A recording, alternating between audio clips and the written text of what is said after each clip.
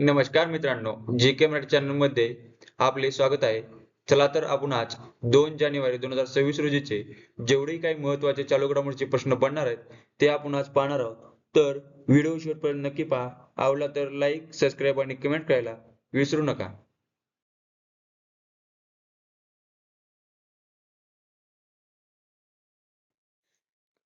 प्रश्न पहिला. महाराष्ट्र लोकसेवा आयोग एमपीएससीच्या नवीन अध्यक्षपदी कोणाची नियुक्ती करण्यात आली आहे? तर बरोबर मित्रांनो, ऑप्शन 2 विवेक भीमनवार यांची महाराष्ट्र लोकसेवा आयोग एमपीएससीच्या अध्यक्षपदी नियुक्ती करण्यात आली आहे. तर हे 2003 च्या बॅचचे IAS अधिकारी आहेत. तर इतर काही महत्त्वाच्या नियुक्त्या पाहू. मुख्य माहिती आयुक्त राजीव कुमार गोयल, भारताचे 53वे सरन्यायाधीश न्यायमूर्ती सूर्यकांत, कोल इंडियाचे अध्यक्ष आणि व्यवस्थापकीय संचालक बी साईराम, एअरटेल इंडियाचे नवीन MD आणि CEO शाश्वत शर्मा, RBIचे कार्यकारी संचालक उषा जानकीरामन, LIC ऑफ इंडियाचे व्यवस्थापकीय संचालक रामकृष्ण चद्दर, प्रेम क्लब ऑफ इंडियाच्या महिला अध्यक्ष Sangeeta Barua, badminton world federation athletics कमिशनच्या अध्यक्षपदी PV सिंधू आणि महाराष्ट्र लोकसेवा आयोगाच्या अध्यक्षपदी विवेक भीमनवार हे आहेत. प्रश्न दुसरा. भारतातील पहिले स्वदेशी मॅग्नेटिक रेझोनन्स इमेजिंग स्कॅनर कोठे विकसित करण्यात आले आहे?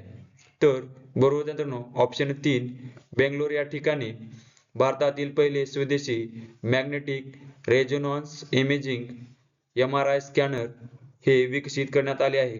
तर हे 1.5 टेस्ला क्षमतेचे स्कॅनर असून पूर्णपणे भारतात डिझाईन आणि विकसित करण्यात आले आहे. हे स्कॅनर लिक्विड हेलियमचा वापर न करता चालते, ज्यामुळे त्याची निर्मिती किंमत आयात केलेल्या मशीनच्या तुलनेत 40% कमी आहे. प्रश्न तिसरा. 40व्या आशियाई जलपक्षी जनगणना 2026 चे आयोजन कधी करण्यात आले आहे? तर बरोबर मित्रांनो, ऑप्शन 4 10 आणि 11 जानेवारी 2026 रोजी 40व्या आशियाई जलपक्षी जनगणना 2026 चे आयोजन करण्यात आले आहे. तर आंध्र प्रदेशातील गोदावरी मोहाना आणि कोरिंगा वन्यजीव अभयारण्यात ही गणना 10 आणि 11 जानेवारी 2026 रोजी आयोजित केली जाणार आहे. तर ही गणना बॉम्बे नॅचरल हिस्ट्री सोसायटी आणि वेटलँड्स इंटरनॅशनल द्वारे आयोजित केली जाते. प्रश्न चौथा. राष्ट्रीय व्याघ्र संरक्षण प्राधिकरण म्हणजेच NTCA ने कोणत्या राज्याला टायगर प्रेझेंटेशन स्टेट म्हणून पुन्हा दर्जा दिला आहे? तर बरोबर मित्रांनो, ऑप्शन 2 गुजरात राज्याला राष्ट्रीय व्याघ्र संरक्षण प्राधिकरण ने टायगर प्रेझेंट स्टेट म्हणून दर्जा दिलेला आहे. तर राष्ट्रीय व्याघ्र संरक्षण प्राधिकरणने गुजरात राज्याचा 33 वर्षांनंतर पुन्हा टायगर प्रेझेंट स्टेट म्हणून दर्जा दिलेला आहे. तर गुजरात राज्याबद्दल माहिती पाहू. गुजरात राज्याची स्थापना झाली आहे 1 मे 1960. राजधानी आहे गांधीनगर. मुख्यमंत्री आहेत भूपेंद्र पटेल. राज्यपाल आहेत आचार्य देवव्रत. राज्यसभा सीट आहेत 11, लोकसभा सीट आहेत 26 व विधानसभा सीट आहेत 182. प्रश्न 5वा. भारतातील पहिले PPP म्हणजेच public private partnership medical college कोठे सुरू होणार आहे? तर बरोबर मित्रांनो, ऑप्शन 1 मध्य प्रदेश राज्यात भारतातील पहिले PPP म्हणजेच public private partnership medical college हे सुरू होणार आहे. तर मध्य प्रदेशातील धार आणि बेतुल या ठिकाणी हे कॉलेज सुरू होणार आहे. तर उद्देश आहे आदिवासी भागांत वैद्यकीय शिक्षण आणि आरोग्य सुविधा पोहोचवणे व डॉक्टरांची कमतरता दूर करणे. तसेच मॉडेल आहे राज्य सरकार जमीन देईल आणि खाजगी भागीदार पायाभूत सुविधा उभारतील. तर जिल्हा रुग्णालयाचे सार्वजनिक देखरेखीखाली अपग्रेड केले जातील.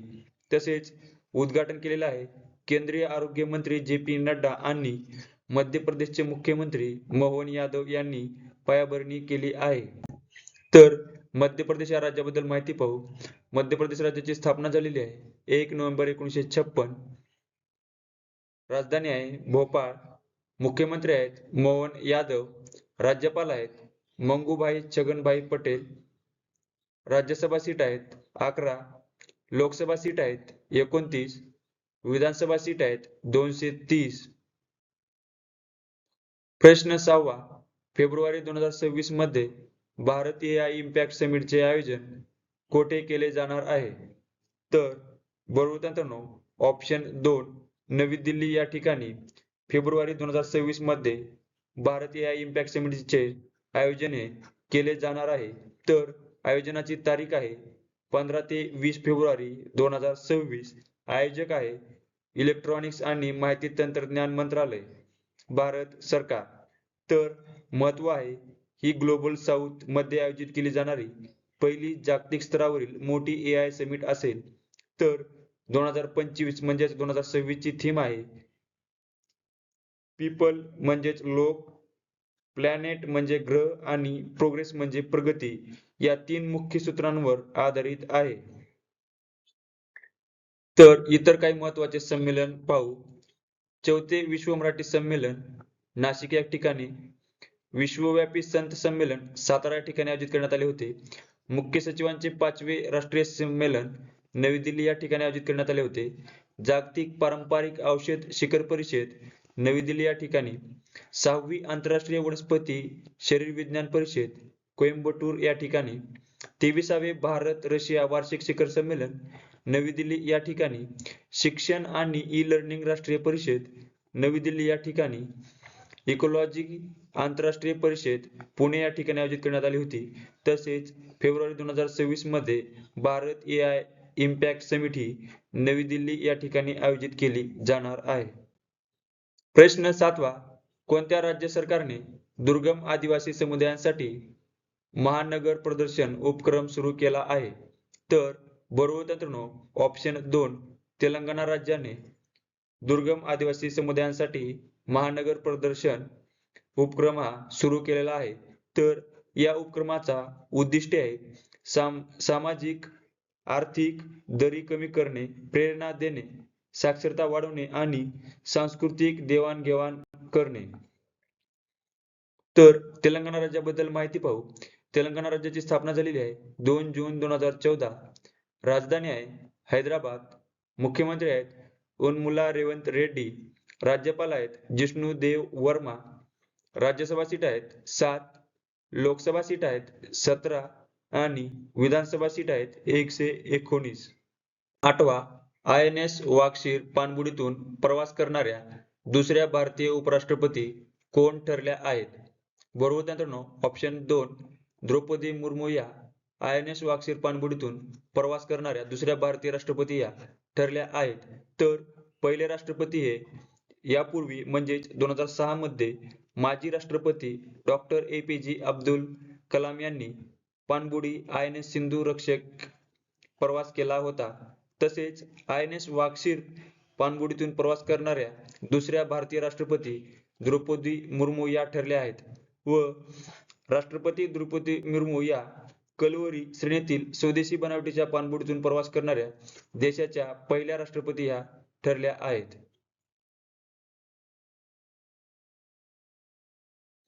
प्रश्न 9वा, आंतरराष्ट्रीय T20I क्रिकेटमध्ये सर्वाधिक विकेट घेणारी भारतीय महिला खेळाडू कोण ठरली आहे? तर बरोबर मित्रांनो, ऑप्शन 1 दीप्ती शर्मा या आंतरराष्ट्रीय क्रिकेटमध्ये सर्वाधिक विकेट घेणारी भारतीय महिला खेळाडू ठरली आहे. तर दीप्ती शर्माने आतापर्यंत 133 सामन्यात 152 विकेट घेतल्या आहेत. तर T20 क्रिकेटमध्ये 150 विकेट्स घेणारी ती पहिली भारतीय खेळाडू महिला ठरली आहे. प्रश्न 10वा, कोणाची ICC पुरुष अंडर-19 क्रिकेट विश्वचषक 2026 साठी भारताच्या कर्णधारपदी निवड ही झालेली आहे? तर बरोबर मित्रांनो, ऑप्शन 3 आयुष म्हात्रे यांची ICC पुरुष अंडर-19 क्रिकेट विश्वचषक 2026 साठी कर्णधारपदी ही निवड झालेली आहे. तर आयुष म्हात्रे यांची ICC अंडर-19 क्रिकेट विश्वचषक 2026 साठी कर्णधारपदी ही निवड झाली आहे. तर उपकर्णधार म्हणून विहान मल्होत्रा यांची निवड झाली आहे. तर ही स्पर्धा 15 जानेवारी ते 6 फेब्रुवारी 2026 दरम्यान झिम्बाब्वे आणि नामिबियात होईल. तर भारत ग्रुप ए मध्ये न्यूझीलंड, USA आणि बांगलादेश सोबत आहे.